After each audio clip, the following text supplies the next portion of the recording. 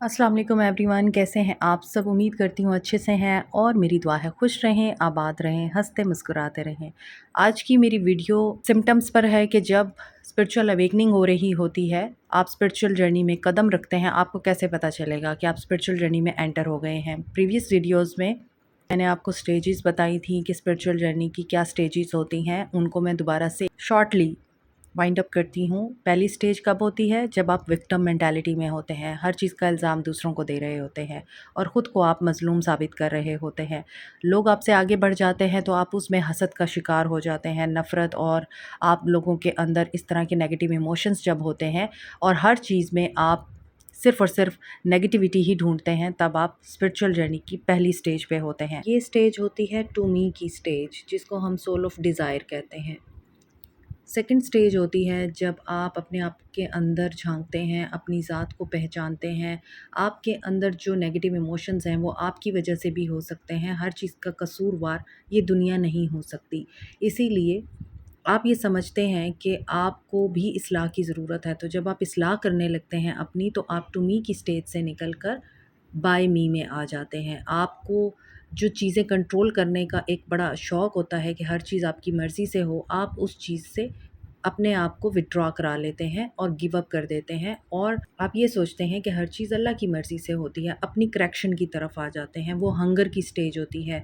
Spiritual growth cycle में आपके search की स्टेज होती है, जब आप अपने बारे में अपनी इस्लाह करना चाहते हैं। वो आपकी बाय मी की स्टेज होती है, ठीक है? अच्छा, उसके बाद आपकी ये स्टेज कवर होती है और थर्ड स्टेज आती है, जो कि आपकी स्टेज स्पिरिचुअल ग्रोथ साइकिल में अवेकनिंग की स्टेज है, एनलाइटनमेंट की स्टेज है, और स्पिरिचुअल जर्नी की स्टेज में ये थर्ड स्टेज है, यानी थ्रू मी की स्टेज है। इस वक्त आप सोल ऑफ डिज़ायर से निकलकर सोल ऑफ विल में आ गए हैं, क्योंकि आपने गुनाहों की दुनिया छोड़ दी है। अब आपने सरेंडर कर दिया है अल्लाह के ऊपर कि जो होगा अल्लाह की रज़ा से होगा, और आप इसके लिए एफ़र्ट्स भी कर रहे हैं और ऐसे लोगों से भी मिलते हैं, ऐसे इंस्टीट्यूट्स भी आप लोग ज्वाइन करते हैं जिसमें आप लोगों की ग्रोथ हो सके पॉजिटिव वे में। फोर्थ स्टेज आपकी आती है फिर एज़ मी। एक्सेप्ट करते हैं आप दुनिया को, अपने आप को, और आप दुनिया से लापरवाह हो जाते हैं और सिर्फ़ आपको ख़्याल रहता है कि अल्लाह की क्या रज़ा है और आपने अल्लाह के साथ कैसे जुड़े रहना है, क्योंकि अल्लाह आपका वाहिद दोस्त है और इस दुनिया में कोई ऐसा नहीं जो आपका दोस्त हो सके और दोस्त कहलाने का हकदार हो। तो फिर आपका डिवाइन के साथ यूनियन हो जाता है, अल्लाह के साथ यूनियन हो जाता है, और आप अपने हर मामले में अल्लाह की रज़ा, अल्लाह की खुशनुदी और अल्लाह की मर्ज़ी देखते हैं, और जो भी होता है आपकी ज़िंदगी में अच्छा बुरा, आप उसको अल्लाह की रज़ा समझ के एक्सेप्ट करते हैं। एक्सेप्टेंस आ जाती है, आपका पर्सपेक्टिव पॉजिटिवली चेंज हो जाता है। ये आपकी फोर्थ स्टेज होती है, जिसमें आप डिवाइन के साथ यूनियन में आ जाते हैं और अल्लाह के आपको इशारे मिलने लग जाते हैं, साइंस मिलने लग जाते हैं। लेकिन अगर आप इस तरह से नहीं आते, डिवाइन आपको ख़ुद खींच के लाता है अपनी तरफ, क्योंकि आप गुनाहों में पड़े होते हैं, तो अल्लाह ताला आपको ख़ुद जब खींच के लाता है तो कोई सेटबैक आता है, तो तब आप इस स्पिरिचुअल जर्नी में एंटर होते हैं। जब आप डिवाइन की तरफ से स्पिरिचुअल जर्नी की तरफ लाए जाते हैं, इस स्टेज को सोल ऑफ रीज़न कहा जाता है, यानी डिवाइन इंटरवेंशन। सो अब हम देखते हैं कि सिम्टम्स क्या हैं। आप सॉलिट्यूड पसंद करते हैं, तन्हाई पसंद हो जाते हैं आप, और ये तन्हाई ऐसी होती है कि इसमें आपको खुशी मिलती है। एक तन्हाई तो वो होती है ना कि आपको लगता है यू आर अलोन, आपके साथ कोई नहीं है, आप बिल्कुल तन्हा हैं, और ये चीज़ आपको बहुत डिस्टर्ब करती है। बट जब आप स्पिरिचुअली अवेकन हो रहे होते हैं तो आप सॉलिट्यूड में चले जाते हैं। वो भी एक्चुअली तन्हाई होती है, लेकिन आपको ये एहसास नहीं होता कि आप अकेले हैं। आप तन्हा ही दुनिया से लड़ रहे हैं, आप तन्हा ही अपनी ज़िंदगी को जी रहे हैं, ऐसा नहीं होता। उसमें आप अपनी तन्हाई को बहुत ज़्यादा पसंद करने लगते हैं, और आप तन्हाई में रह के आप चीज़ों को जानने की कोशिश करते हैं, मेडिटेट करते हैं या प्रेयर करते हैं, या फिर आप डिवाइन के साथ बातें भी करते हैं, और आप दुनिया की बजाय अपनी जो प्रॉब्लम्स हैं, अपनी जो तकलीफ़ें हैं, वो आप डिवाइन को बताना शुरू कर देते हैं, और आपको वहाँ से आंसर भी मिलता है। और आंसर कैसे मिलता है? आपको कोई ना कोई, आजकल सोशल मीडिया का दौर है, और आप कोई वीडियो ओपन करेंगे तो उसमें कोई ना कोई ऐसी बात होगी जिससे आपको पता चलेगा कि ये तो आपके सवाल का जवाब है, या आपको कोई ऐसी कोट मिल जाएगी या फिर कोई पर्सन आपके सामने ऐसी बात कर देगा जिससे आपको आपके सवाल का जवाब मिलेगा। और ये सबसे बड़ी निशानी होती है कि डिवाइन आपके साथ है और वो आपको सुन रहा है और आपके सवालात के जवाब भी दे रहा है। सेकंड जो सिम्टम आपके अंदर पैदा होता है कि आप रिपीटिंग नंबर्स देखते हैं, बहुत ज़्यादा सिंक्रोनिसिटी आप देखते हैं। मीन्स आप घर से बाहर निकलेंगे गाड़ी की नंबर प्लेट पे, अपने घर की नेम प्लेट पे, या आप कुछ भी ऐसा देखेंगे जहाँ पे आपको मुसलसल कुछ नंबर्स बार बार दिखाई देते हैं। आपके कॉस्मेटिक्स के ऊपर कोई एक स्पेसिफिक नंबर होगा, आप बार बार देख रहे होंगे, और किसी लिपस्टिक के बैग पे आपको नज़र आ जाएगा वो। आप कोई वीडियो ओपन करेंगे, वहाँ पे लाइक्स उस नंबर के नज़र आ जाएंगे, या फिर आप बिल बोर्ड पे वो नंबर देख लेंगे, किसी वीडियो में वो देख लेंगे, कमेंट के जो काउंटिंग है उसमें आपको नज़र आ जाएगा वो नंबर। जैसे आजकल मैं बहुत ज़्यादा 69 नंबर देख रही हूँ, और 69 के साथ साथ मैं 59 देख रही हूँ, एंड 555 एंड 888 8855, ये नंबर्स मुझे बहुत ज़्यादा रिपीटिंग हो रहे हैं। और मैं जब भी बाहर निकलती हूँ या मैं कोई रिसीट लेती हूँ, मैं वीडियो खोलती हूँ, वहाँ पे मुझे ये नंबर्स दिख जाते हैं, अपने मोबाइल के टाइम पे मुझे दिख जाते हैं ये नंबर। तो ये नंबर सिंक्रोनाइज हो रहे हैं मेरे साथ। इसी तरह आपको ये नंबर बहुत ज़्यादा दिखेंगे जब आपके अंदर स्पिरिचुअल अवेकनिंग हो रही होगी। और अनदर साइन ये है कि आपको पता चल जाएगा आपका लाइफ पर्पस क्या है। जैसा कि मैं बचपन से ही इस चीज़ की तरफ बहुत ज़्यादा इंक्लाइंड थी, स्पिरिचुअल थी, रिलीजियस थी, लेकिन मुझे मेरा लाइफ पर्पस नहीं पता था। लेकिन अब आके अपनी ज़िंदगी के इस हिस्से में आके मुझे ये पता चला है कि मेरा पर्पस ये है कि मुझे लोगों को गाइड करना है, अपने नॉलेज के ज़रिए उन लोगों की ज़िंदगियों को सुधारना है जिन्हें मेरी बहुत ज़रूरत है, और जो इस वक्त किसी न किसी ट्रॉमा से गुजर रहे हैं, किसी न किसी पेन से गुजर रहे हैं।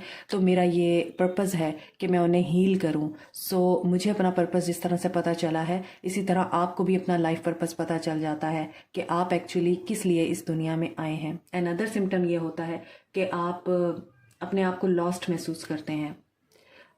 थोड़ा सा आपको ये फीलिंग आती है कि जैसे सॉलिट्यूड में रहना एक अलग चीज़ है, और यहाँ पे आपको ऐसा फील होगा कि आप अलोन हैं। मींस लोग आपको समझ नहीं पा रहे, आप जो लोगों को समझाना चाह रहे हैं लोग आपकी बातों को अंडरस्टैंड नहीं कर पाते। लोग समझते हैं कि ये पागल है, या लोग समझते हैं कि ये क्या झाड़ रहा है, या ये क्या बातें कर रही है।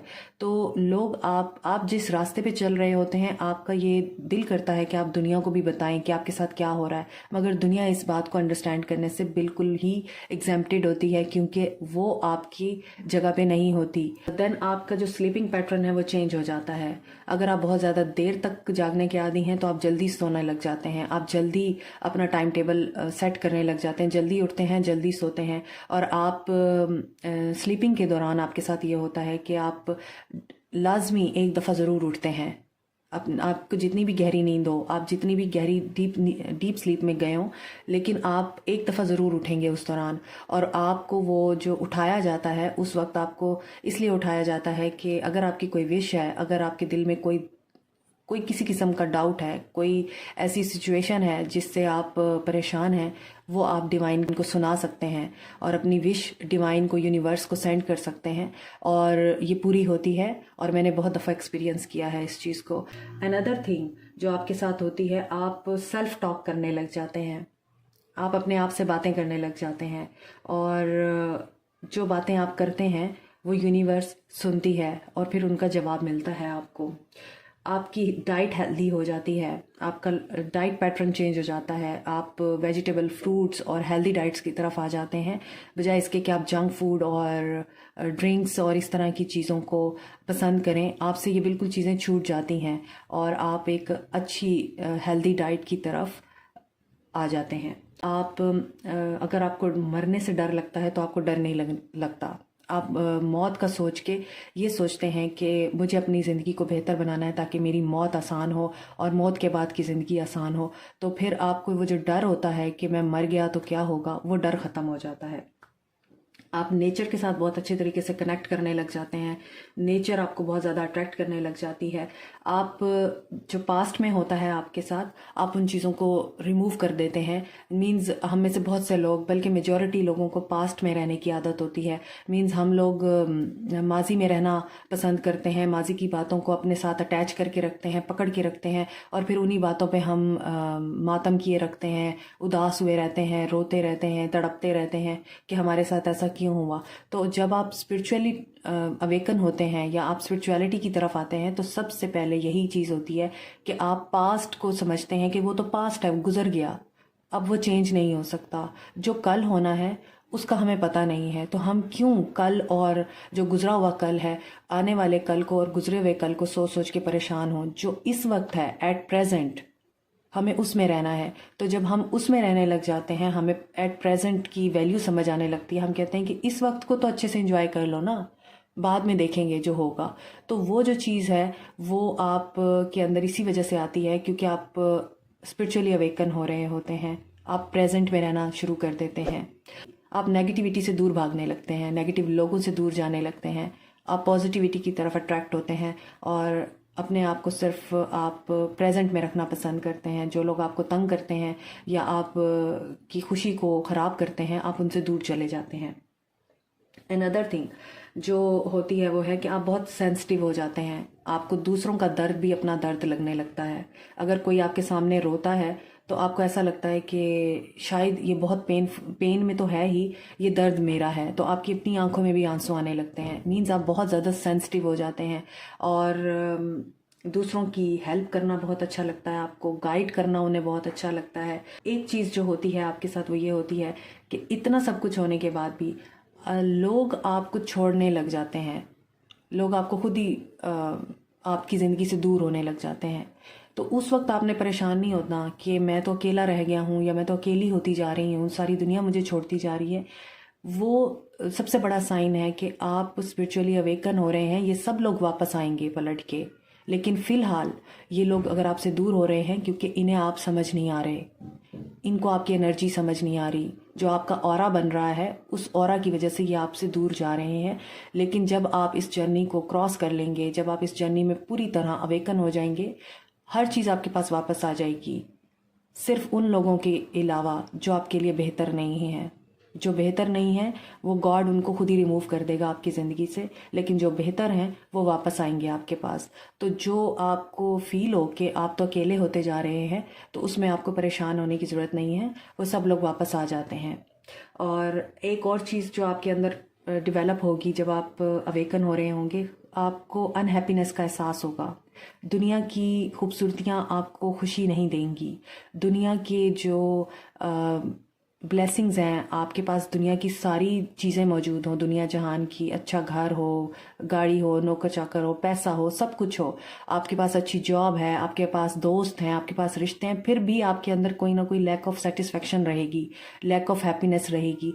वो इस चीज़ का सिम्टम है कि आप जिस रास्ते पे जा रहे हैं वहाँ पे ये चीज़ें फिर आपके लिए मैटर नहीं करने वाली हैं। आप किसी स्पेशल रास्ते में हैं। तो ये आपकी स्पिरिचुअल अवेकनिंग की सबसे बड़ी एग्जाम्पल है।